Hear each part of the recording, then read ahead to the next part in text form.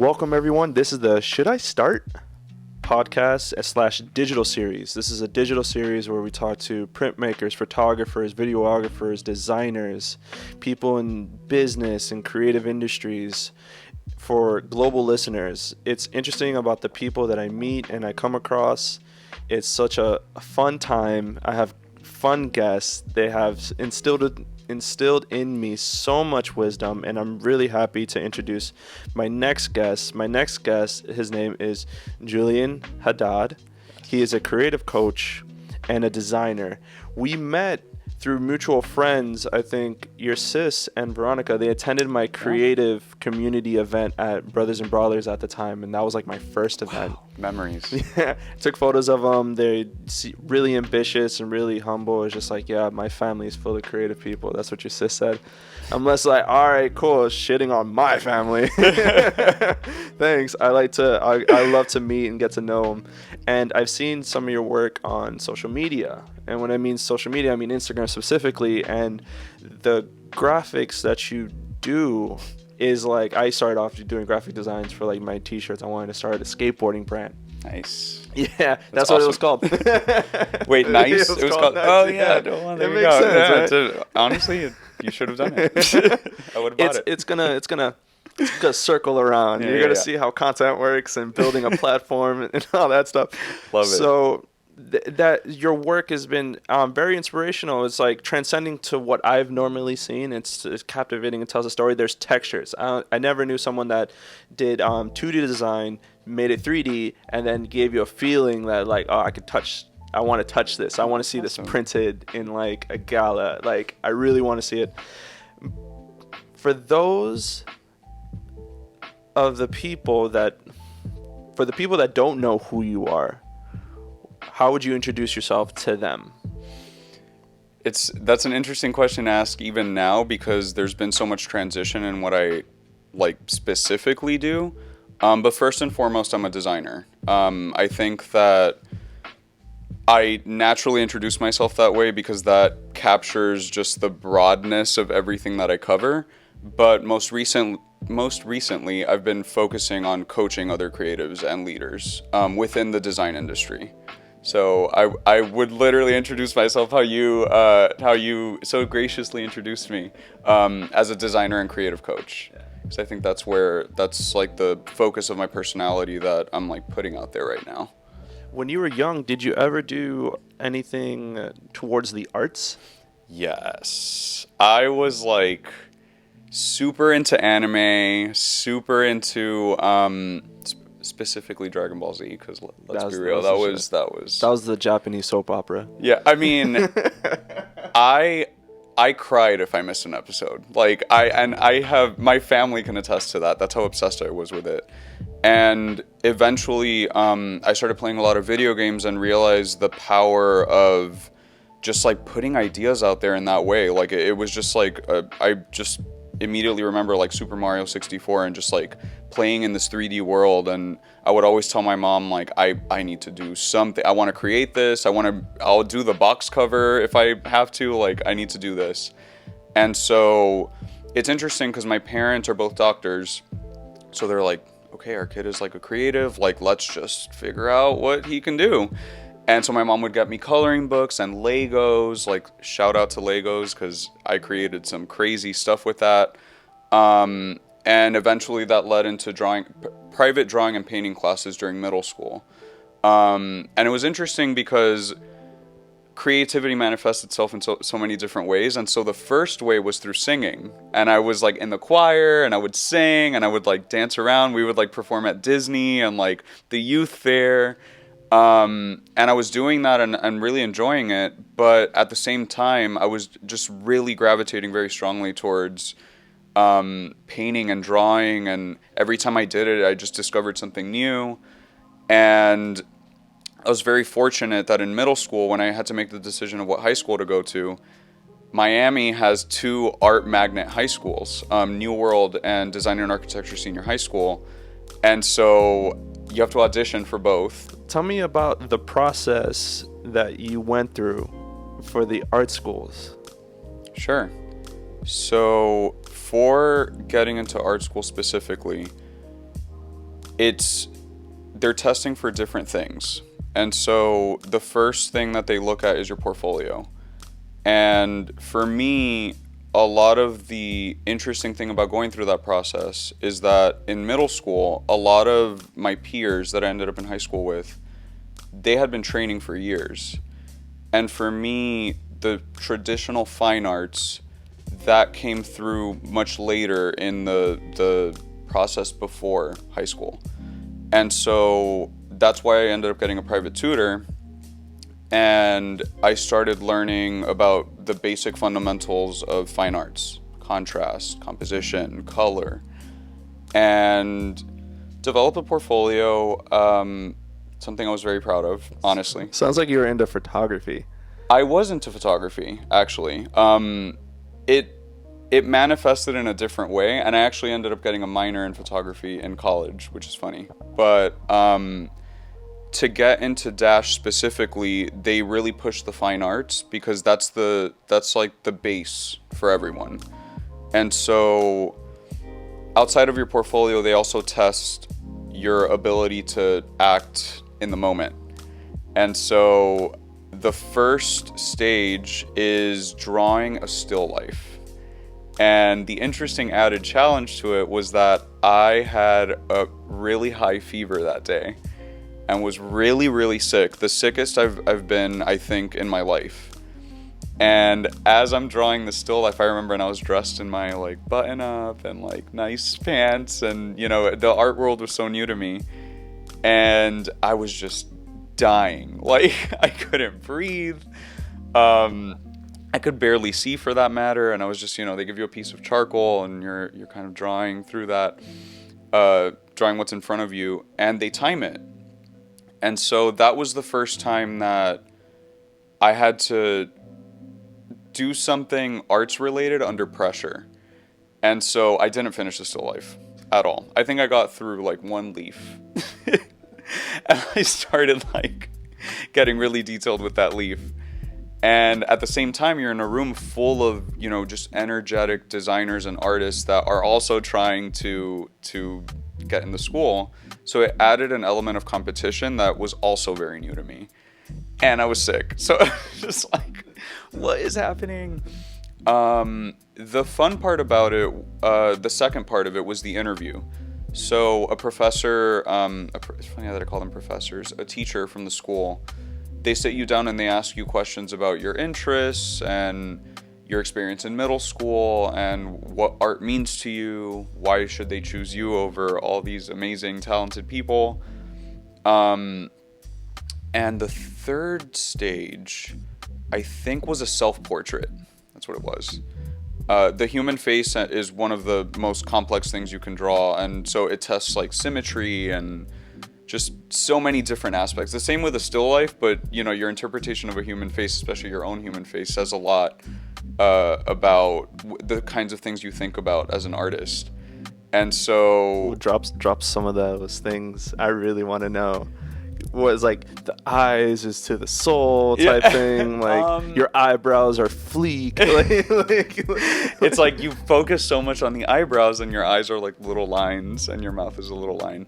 No, it's more your style, essentially. I think sometimes people interpret the face in a very geometrical, very loose way. You can see that actually in anime, where it's very simplistic, very, you know, void of shadow and depth.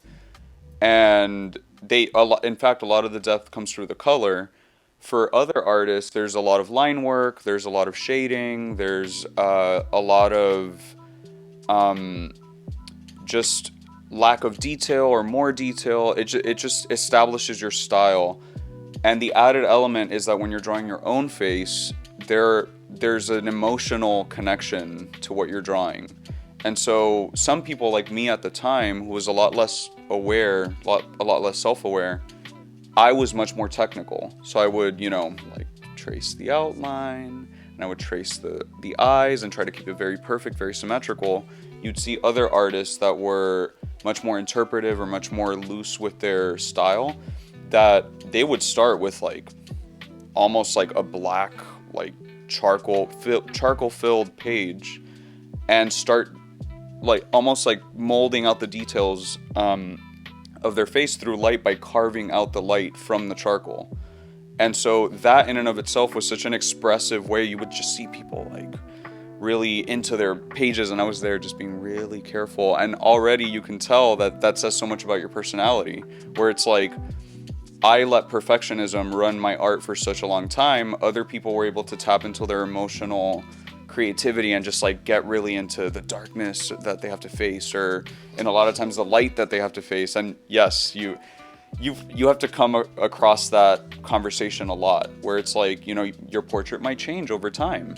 You might start doing your self-portrait in that technical way that I'm talking about, and then eventually it might end up being, you know, 3 lines on a page, and that's how you interpret your face. And it's much more of the conversation behind it and the interpretation behind it than it is your technical ability. And it took me a long time to realize that. It reminds me of that SpongeBob episode. Which one? Where Squidward teaches SpongeBob how to draw and then how to sculpt. Oh my god, I remember that. Yeah. He's like, how did you draw this circle, SpongeBob? And it's just like, well, I drew like the face of David, and then I just erased it, and then I just erased it some more. And then that's how I arrived to the point. My God. And he's like, that's not how you do it. You're supposed to do it perfectly. Yeah. And actually, a lot of times, the experience in high school, you go, that added competitive nature behind art, you start noticing that people were debating who was technically better all the time. So in high school, we were graded. Obviously, you're graded in the arts just as much as you are math and science and you know, any other class that you're taking. And so what makes it an A versus a D or a C or an F? You know what I mean? Like that it's so much of the interpretation of the instructor. And in our minds, especially as kids, as young kids who are just doing this and finding their passion still, it ended up being about the technical, like the artists that were talked about the most were the technical ones, the ones that made the still lives look the realest, or the ones that had the biggest like drawings, like and drew the most, or things like that. And that was really, I wouldn't say alarming, but later on I realized how much that went against the path that I wanted to take in the arts, because it fueled my perfectionism with art, and it didn't let me express what I actually wanted to express. I was expressing more so what I thought other people wanted to see. And so with that technical ability, I would study like the most technically brilliant artists that I was surrounded with, and I would try to like imitate them. I'm like, oh, look at their line work, like let me try that, or their shading is really cool, let me try that, or their color's really cool. And so, of course, learning from people that I thought were masters, that was great, because then I was able to kind of mold my own style. But at the same time, it wasn't the most natural interpretation of what I was actually feeling. And I didn't learn that until I went to college, of course. I can relate to you in the sense that when it comes to photography, I didn't go to school for it. So for me to really elevate, I had to study other master craftsmen and women that shoot. And it's like, oh, how did they get the depth of the light and the depth of field? How do you get the blurriness? And then you start layering everything with technicalities. But true creatives, you in the beginning, it's okay to learn structure, and since you don't have like a well-defined way, coming from my background, because I didn't go to art school, coming from my background, it's just like I need a structured way to learn all the technicalities. Now I shed all of those things away, and to the point where it's just like, oh, I can free flow. I get it, but it's about the experience at the time with the individuals and you have to be a psychotherapist at times. I'm just like, oh, you're going through this today. All right, cool. But I still need to get these results with you because I care about your image and how you want to be presented. But then it's just like the technicalities are in the back. It's like this classic samurai Musashi. So it's a very, I could be butchering. Excuse me if I'm butchering the name. But the way that he learned how to be a great swords samurai master, like Rurouni Kenshin for those of them that say, yeah. It's like Samurai Champloo. Yeah. It's just like you got Jin and then you got Mugen, and it's just like you grew up to be Jin, but everyone wants to be Mugen. Yeah. It's like that freestyle, badass cowboy bebop style. Honestly, I think it's funny that you say that because anime in general, like, it was the same thing with Dragon Ball Z. Like Vegeta, the perfectionist, like super, I'm gonna be the strongest, like he's awesome. And then Goku, who's like so careless, carefree, dweeb, and like he's just like, the hero. And so there's always that foil, that contrast that I think is really interesting, and that manifests itself in a lot of people's lives, I think. And then it's like Goku's like so OG. Yeah, Vegeta tries to be Goku, and it's just like, bro, I already achieved this. Yeah, dude, I controlled my emotions. You're always pissed. Exactly. He's always pissed. Brilliant. That's what's brilliant about it. I'm spiritually aware, Vegeta. Yeah. I've transcended this. It's not just about skill. Yeah. It's about personality now. It's amazing. And coming to the conclusion is that now it's video editing. And video editing, I learned the technicalities from the older, the wiser group of people. And now it's like, do you create for fun? So I can do a podcast, I can do a corporate interviews, I can do events, but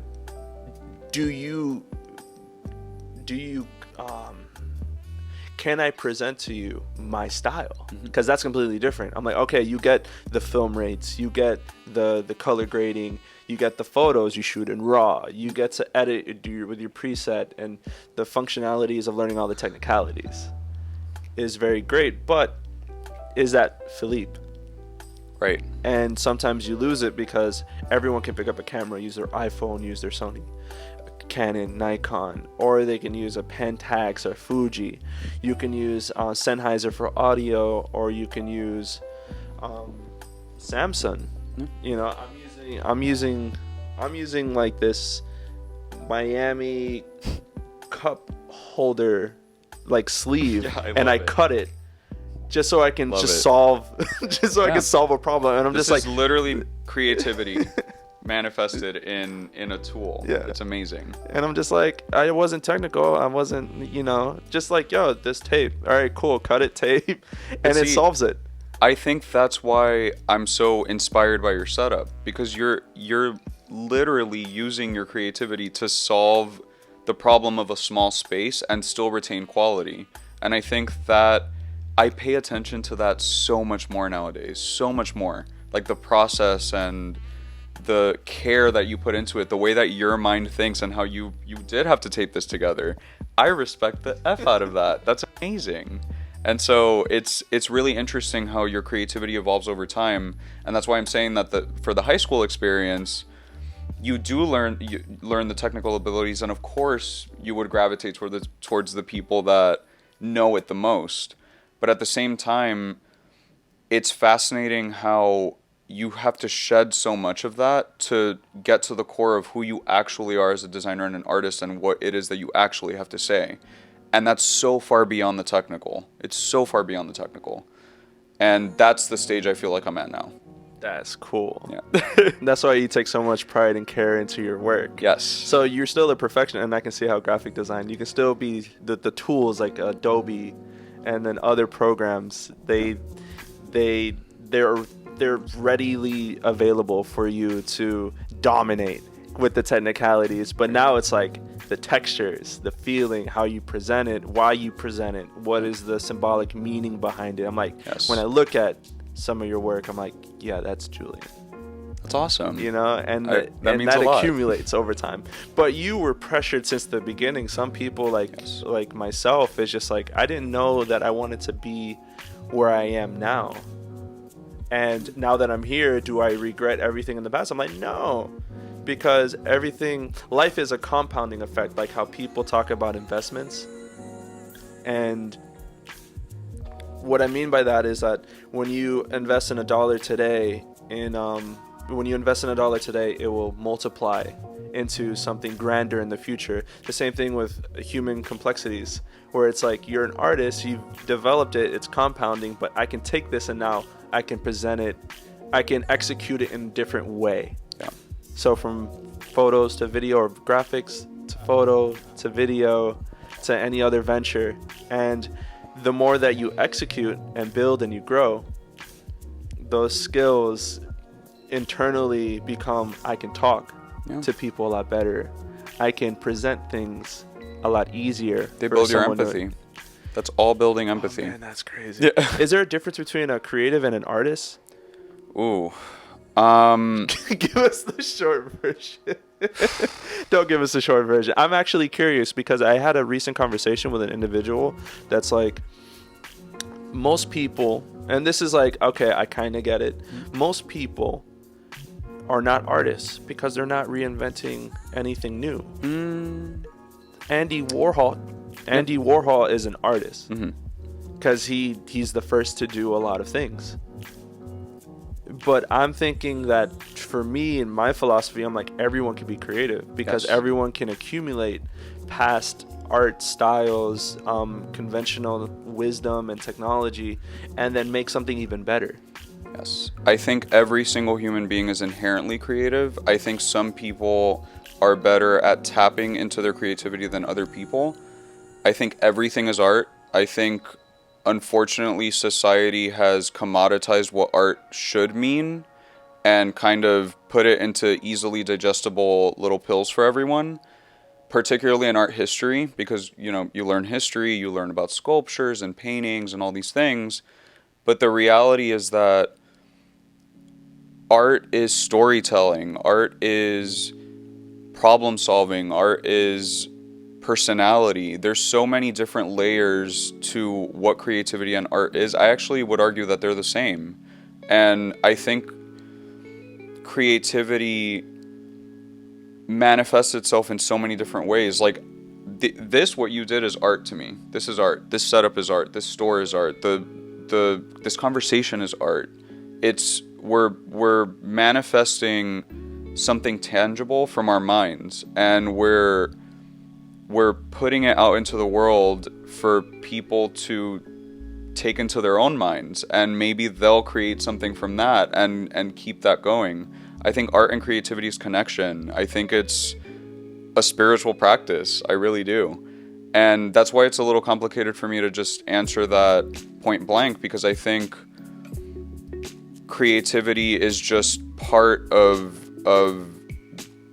what makes you a human being. We're here to create. Everything around us is a creation of something, or from someone. And I think that, to be frank, especially with the problems that we're facing as a human race, I think that creatives and creativity is going to play much more of a part in shifting the conversation, shifting perspective, and turning things around towards a more productive world. I think a lot of the polarization is because people are falling into their comfort zones and they want to shut off their creativity in favor of complacency and comfort and material things, when the reality is that now more than ever, we have to tap into our creativity because we're facing things that we haven't faced before. And we really need to work together and collaborate and use our creative voice to be able to solve the problems that need to be solved.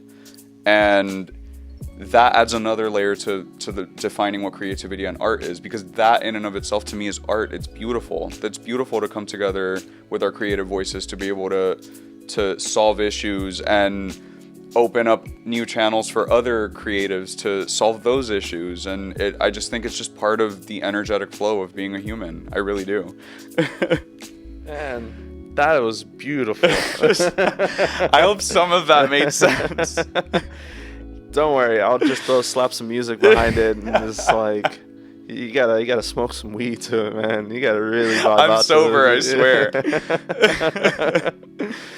Every interaction that you come across with individuals is supposed to inspire capabilities that are within you. So if you've seen a podcast, like I said, I think you told me that you've seen my podcast online, and it's like, yo, I can do that. Yeah. No, seriously. And you absolutely. did it. I'm just like, I did it. I'm like, oh, Julian's doing a podcast. All right. Yeah. How do I feel about that? And then it's just like, you should feel flattered. No. It's cool because I was inspired by someone else. That's amazing.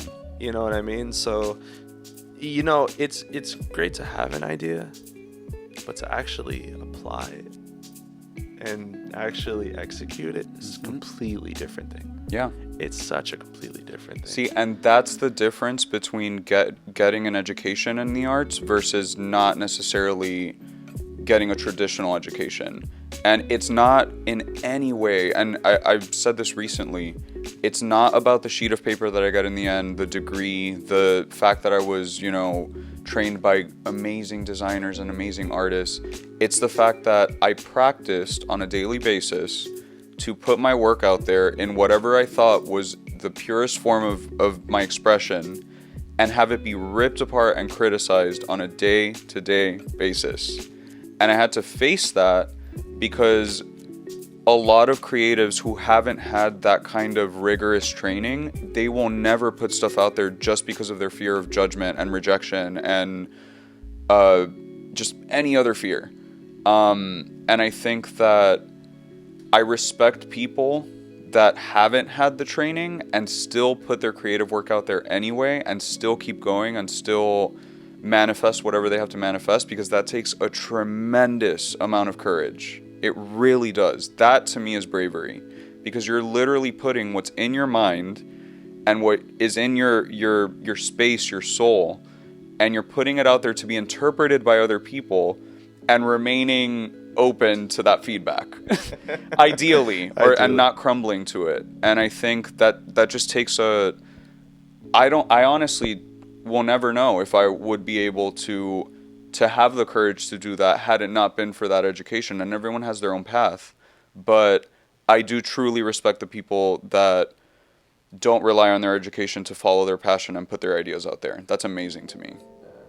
My secret sauce, since we're talking, yeah, no, that's my secret sauce. I'm stupid. I'm so stupid. No I way. don't know when I don't to give think so. up. That's why you have to let the quote sink in. You have to let negative self-talk, and you're like, wait, no, but I haven't given up. Watch the flip. Watch the flip. I'm so stupid. I don't know when to give up. And from there, it's funny how people that, let's say filmmakers, and they go to film school, and it's like they are exposed to all this resource that's readily available for them and stuff like that, and then they get criticized and stuff, and it's like, I want to make movies, but I need people. And I come from a background where it's just like, damn, I don't have anybody, I gotta do this myself. Alright, cool, since I can do it myself, I'm gonna just keep doing it, figure it out. How can I make it easier? And I try to figure out how I can balance creativity and health, because for one person to do this, it's very rigorous on the body. And I don't like to split my attention into like, I want to have a fully involved conversation with you. I want you to get the value. Like, that's what it really is. I'm documenting time with someone else. It's not a date.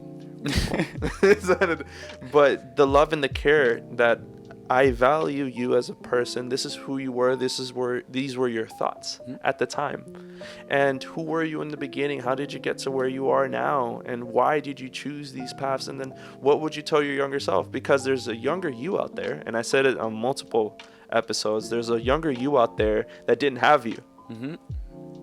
So if I could meet that person now, what advice or suggestions would I give? And how would I build the community that I want? Sometimes people can't take criticism, but then again though, since you've been involved in that environment, as an artist and as a creative, what's the difference between critiquing someone and then someone's opinion? There's no difference. And actually, it's interesting. So there's a shift in context where the intention is different. So in an environment like a school where you put your work out there, everyone else agrees to put their work on the wall and agrees to get the opinions of others to perhaps shift their perspective. That's the ideal. What happens when you don't have that training is that you put your work up there and you want people to like it so bad. Like, you put your identity into that piece that you put up there. You're like, that's the best thing I've ever made. And if you don't go in with the intention of remaining open to that criticism, people will say they don't like that color. They don't like that line work. They think you should use a different kind of paper. They think you should tell a different story. And that will crush you. It will crush you because your ego gets in the way and you think that you're nothing because of other people's opinions.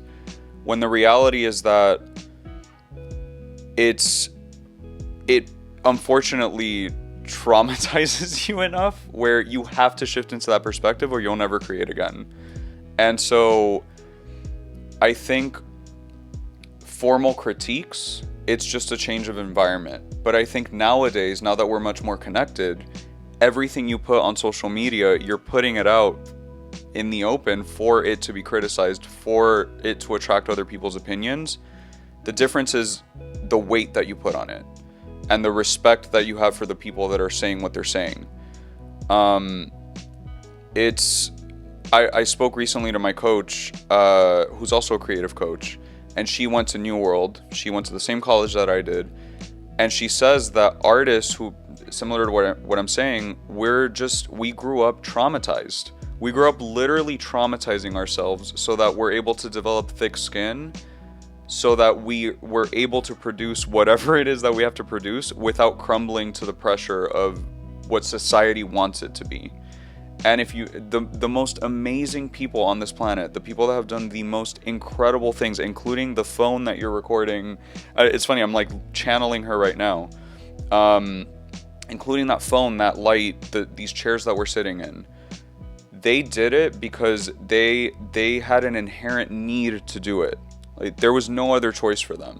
Not because anyone told them. Whoever invented the chair, they weren't like, it's not because someone was like, you need to invent a chair right now or you're gonna fail. Like, under pressure. Yeah, and they were like, oh my god, what do I do? Like, use a chalk design, draw the chair out. Yeah, and they're just like, I have all these ideas, and like they're putting it up on the cave wall, and the caveman's like, no, I hate all of this. What is this? No, absolutely not. They just did it. Like Frenchmen. Yeah. Like, what is this? No, they just did it. They just did it. The light, like, and they did it when the majority of people thought they couldn't do it, or that thing couldn't exist. And we find that time and time again where the people that we admire, especially now that we're more connected, the people that we admire went beyond what people were saying about them and doing to them and saying to them, and they trusted their gut and they did it anyway. And now we're like, oh my god, these people are so cool, like they're the creative geniuses. And it's like, no, they're human beings. The only difference is that they don't put weight on what people say. They just follow their gut and they trust themselves. And I think that's what criticism trains you to do. It's how do you feel when people talk about your work? Like, take away the teacher grading you. Like, how do you feel when you put your work up there and someone is attacking it incessantly? Can you keep your ish together? Like, can you just take it in and take the pieces that might resonate with you? Or do you have more work to do to really trust what it is that you're putting out there? And that's it. That's the difference. Man, you got me thinking I should be inspired by cavemen. Because they did not care about anything but survival. Exactly. It's like, oh, you critiquing? Like, yo, I got this cave painting, dog. Like, my crew sees it. Yeah. You out in the wilderness, you trying to survive, we painting over here. The wheel, can you imagine? Like, they're like crafting this wheel to like be able to transport things, and someone's out there like, that wheel is so ugly. That's like mad ratchet. Like, why would you do that? And they're like, oh, well, I guess. Like, they throw the wheel aside. Like, where would we be? Yeah. Don't ignore her. That's Rachasita right there.